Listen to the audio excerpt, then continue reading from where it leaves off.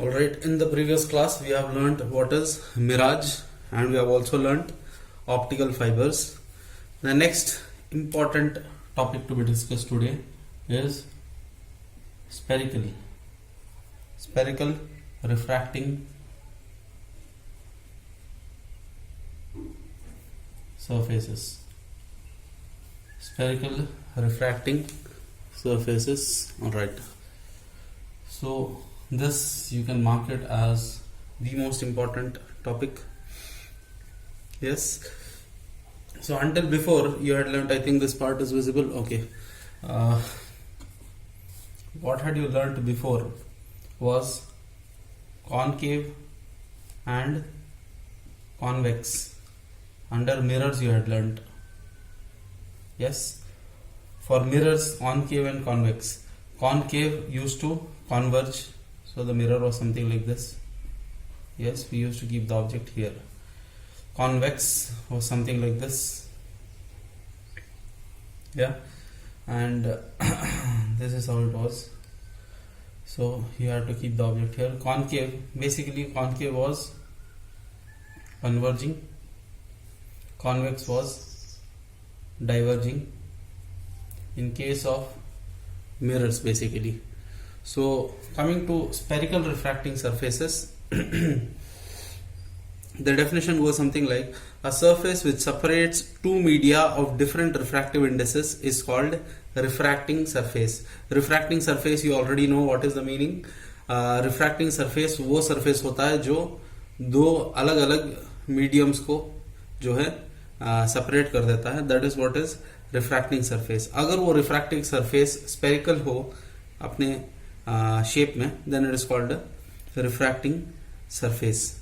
So spherical refracting surface. Let me repeat: a surface which separates two media of different refractive indices. Refractive indices किसे कहते हैं? Refractive index n बोलते हैं. अगर इसका plural निकाल लें, plural is refractive indices. या तो कहने का मतलब ये है, spherical refracting surface is that surface which separates two different media of different refractive indices, and वो surface जो होगा spherical होगा, तो इसीलिए उसका नाम spherical refracting surface रखा गया है. I hope that is understandable. Let us go on to the types. अब मुझे यहाँ पर ये चीज importantly बतानी है. ये मैंने यहाँ पर इसलिए लिखा previously when you had learnt concave and convex, concave was converging, convex was diverging. This is for the case of mirrors. Now when it comes to refracting, spherical refracting surfaces, the whole thing changes. Meaning, for spherical refracting surfaces, yeah, concave and convex. Concave is diverge, convex is converge. I hope this is confusing for you guys. Meaning concave and convex, concave में पहले converging हुआ करता था, convex पे diverging होता था mirrors के लिए.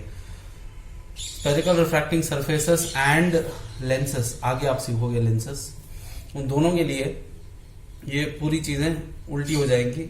या concave becomes convex, convex becomes concave. बस इतना याद रखना है, ठीक है. The naming is something like that. So let us understand what is concave under the types. Under the types of spherical refracting surfaces, let us understand what are the types of spherical refracting surfaces. First one, as usual, concave spherical refracting surface. You will not write shortcut, you will write full name. Yeah. So let me draw this. How does it look like? ठीक है.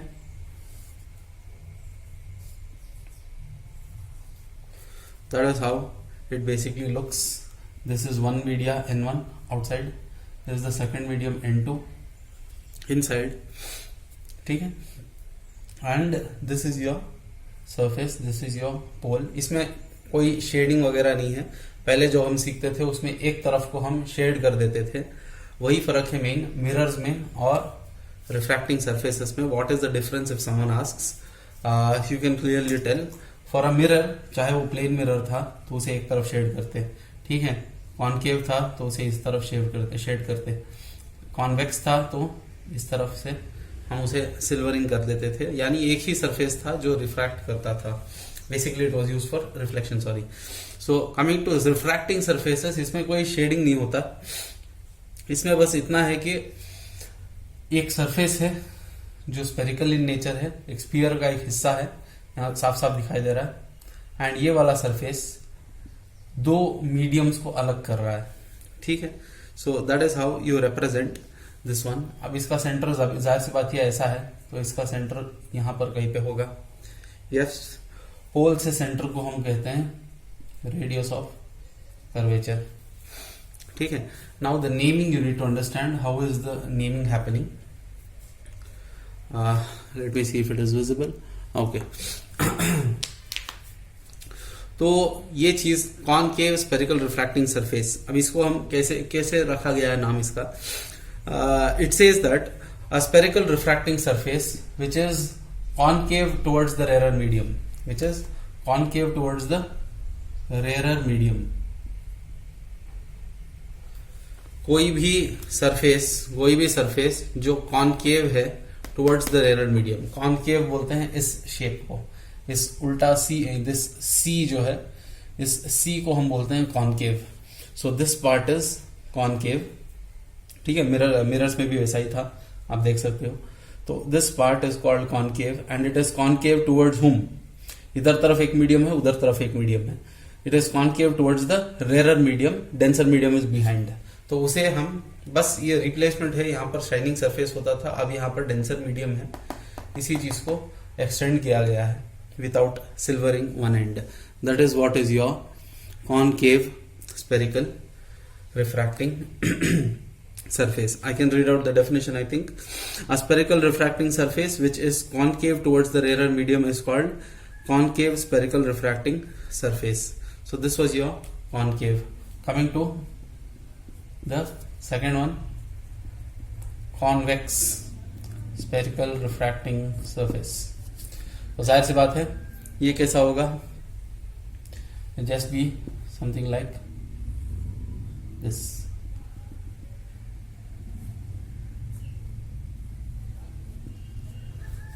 This how you will be having. वो aperture के हिसाब से मैंने यहाँ पर भी डॉट्स डाल सकते हैं, showing that is the aperture, any effective part for refraction to take place.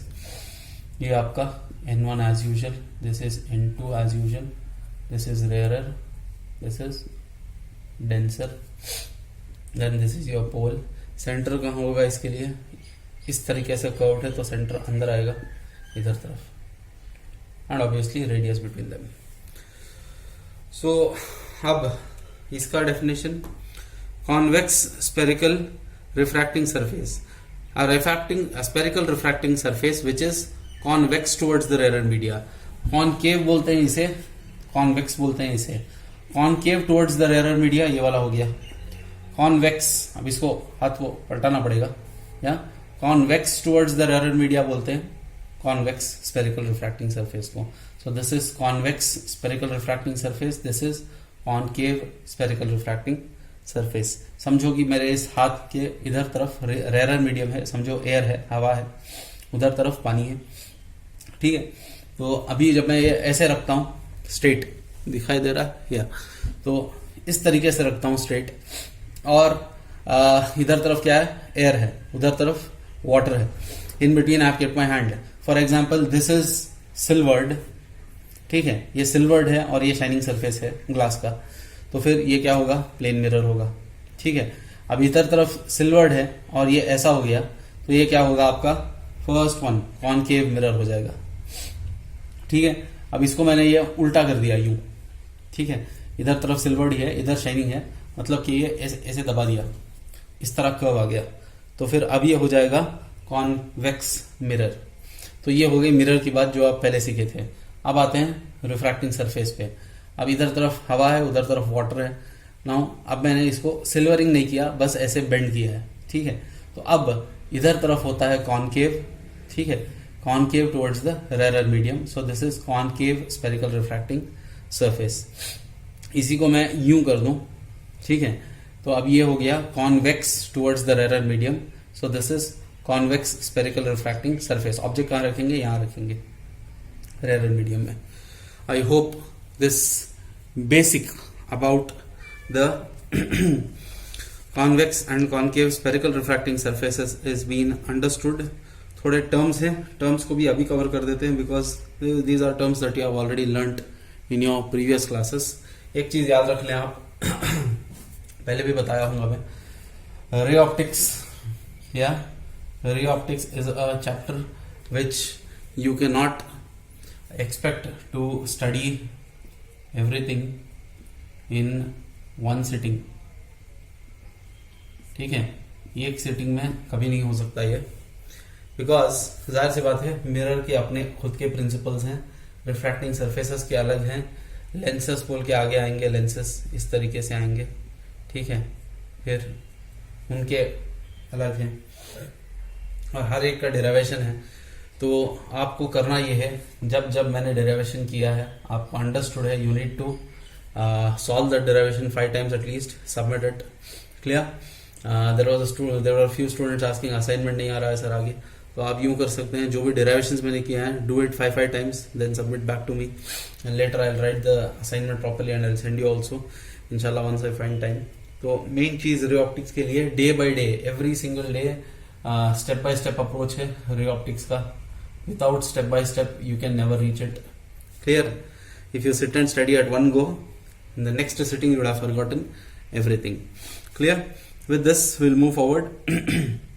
What are the terms related, what are the terms related in this particular topic, spherical refracting surfaces। first one, pole P, आप भी जानते हैं pole क्या है, just read it out। the midpoint of the spherical refracting surface is called the pole, midpoint of the spherical refracting surface is called the pole।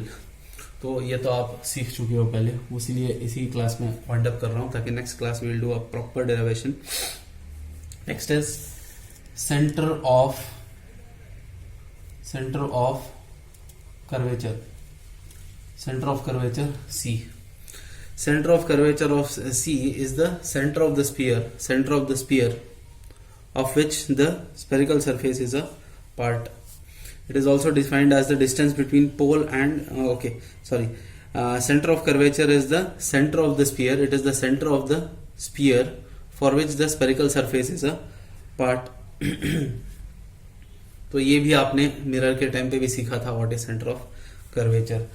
Next चलते हैं तीसरा, radius of curvature R, radius of curvature R पे वो क्या था लिख के रखा हूं पहले से ही, it is the distance between pole and centre of curvature.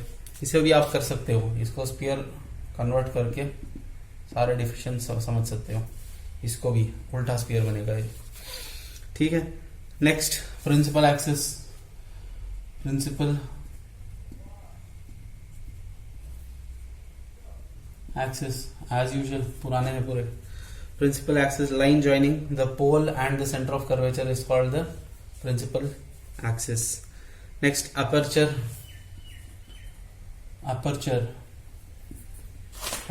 is the effective diameter where the refraction takes place, effective diameter where the light is incident or the refraction can take place।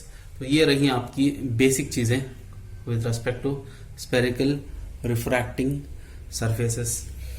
और भी चंद चीजें हैं, वो क्या है, Cartesian sign convention, same sign convention for mirrors, the same thing is used for spherical refracting surfaces. एक बार बोल देता हूं, उसके बाद हम आगे बढ़ सकते हैं। All distances are measured from the pole, all distances are measured from the pole of the spherical refracting surface. Next, आपको ये सेंटेंसेस कहां से मिल रही है, मैं पूरा majority I follow this Dinesh book itself, you just have to look at the PDF when you are studying this, ठीक है। The distance, first one is all distances are measured from the pole। Next, the distances measured in the direction of propagation of light, incident light, are taken positive। अब इस चीज के लिए light इस तरीके से आएगी, ठीक है, तो उसके हिसाब से जिस डायरेक्शन में इंसिडेंट लाइट है उस डायरेक्शन में जो भी डिस्टेंसेस आएंगे we will take it as positive. The directions measured in the distances measured in the direction opposite to the direction of propagation of light is taken as negative. जो कोई भी distances हम उल्टा जाएंगे in the direction of light के हिसाब से, जब उल्टा जाओगे ऑपोजिट उसे हम नेगेटिव लेंगे. यानी समझो ऑब्जेक्ट इधर है तो ऑब्जेक्ट डिस्टेंस u लिखते हैं ना, तो u को मैं लिखूंगा -u. अगर लाइट इस तरह जा रही है, ऑब्जेक्ट यहाँ रखा है, जाहिर सी बात है लाइट इस तरह जाएगी. ठीक है, तो उस हिसाब से same as before. Then the distances in the direction above principal axis positive, below principal axis negative. These are your basic things to be learnt. Yeah, and थोड़े assumptions हैं, जो assumptions पहले भी किए गए थे. क्या है वो assumptions? The first assumption is aperture is small. Aperture is small. हमने मिरर का आपने 1/f = 1/u + 1/v याद होगा, मिरर इक्वेशन. तो वहां पर भी हमने देखा था, हमने n नॉर्मल और पोल को हमने assume to be very close कहा था, considering aperture is small. Same चीज यहां पर भी हो रही है. ठीक है, just turn back your pages and check. Just turn back your pages and check the mirror equation. वहां पर आपने अजम्पशन किया था द परपेंडिकुलर के नीचे n लिखा था, शायद n was very close to the pole, तो आपने उसको ले लिया था. मतलब क्या था कि aperture is small. Same assumption is taken here. Next, the object is a point object and lies on the principal axis. Earlier we used to use this arrow mark kind of a thing. ठीक है, लेकिन इस चीज के लिए, spherical surfaces के लिए हम point object ले रहे हैं. We are not considering a height of the object. हम सारे objects को, चाहे वो पहाड़ हो या ट्री हो या जो भी हो, are considering it to be a point object. क्यों? Complications कम करने के लिए, क्योंकि अभी हमें उस डेप्थ में नहीं जाना है कि ऑब्जेक्ट का इमेज कैसा फॉर्म होगा, यानी क्या तरीके से इमेज होगा, उसकी हाइट क्या होगी, जैसे आपने मिरर के लिए किया था. In this we are not bothered on that. Here we are bothering on ये रिफ्रैक्टिंग सरफेस काम कैसे करता है. That is what we are bothered much more about. तो that is your second thing. The object is considered a point object on the principal axis. The incident ray, refracted ray and normal make small angles with the principal axis. The incident ray, refracted ray and the normal माने यहाँ से centre से join करेंगे, यहाँ centre से join करेंगे और normal बनाएंगे, considering from the centre to the point of incidence, centre to the point of incidence, provided incidence वहां पे हो. ठीक है, तो उस हिसाब से ये सारी चीजों को एंगल्स वो छोटे बनाते हैं. जैसे लास्ट टाइम भी हमने साइन आई को आई बना लिया था, साइन आर को आर बना लिया था, वही अजम्पशन है. तो बेसिक सारे अजम्पशंस वापस लिस्ट आउट कर दिए गए हैं in this particular topic. Yeah so make sure you listen to this particular video once or twice, because understanding the basic concept of these things is really important. And the biggest confusion in students, concave, convex, convex and concave. यहाँ का concave वहां का convex है, यहाँ का convex वहां का concave है. ठीक है, तो हमने पहला पूरा हिस्सा चैप्टर का इसको लेके गुजार दिया, कॉनकेव कॉन्वर्जिंग मिरर को लेके. अब हम स्पेरिकल सरफेसेस में फिर कॉन्वर्जिंग का ही लेंगे, यानी कॉन्वेक्स को लेके हम काम करेंगे, कॉनकेव को छोड़ देंगे. यहाँ कॉन्वेक्स छोड़ दिया था, अब कॉनकेव छोड़ देंगे. तो सिर्फ ये कन्वर्जिंग वाली चीज को आसान होता है करना, रियल इमेजेस फॉर्म होते हैं मोस्ट ऑफ द टाइम, तो इसलिए हमने इन दोनों को लेकर काम किया है. आपकी किताब में इस पर्टिकुलर टॉपिक के लिए concave real image, concave virtual image, convex real image, convex virtual image, तो वैसे हर एक डेरिवेशन की जगह 4 या 6 डेरिवेशन है, तो उतने आपको सीखने की जरूरत नहीं है. आपके सिलेबस में सिर्फ convex, that is converging spherical surface का आपका डेरिवेशन है. That will take up in the next session. Thank you.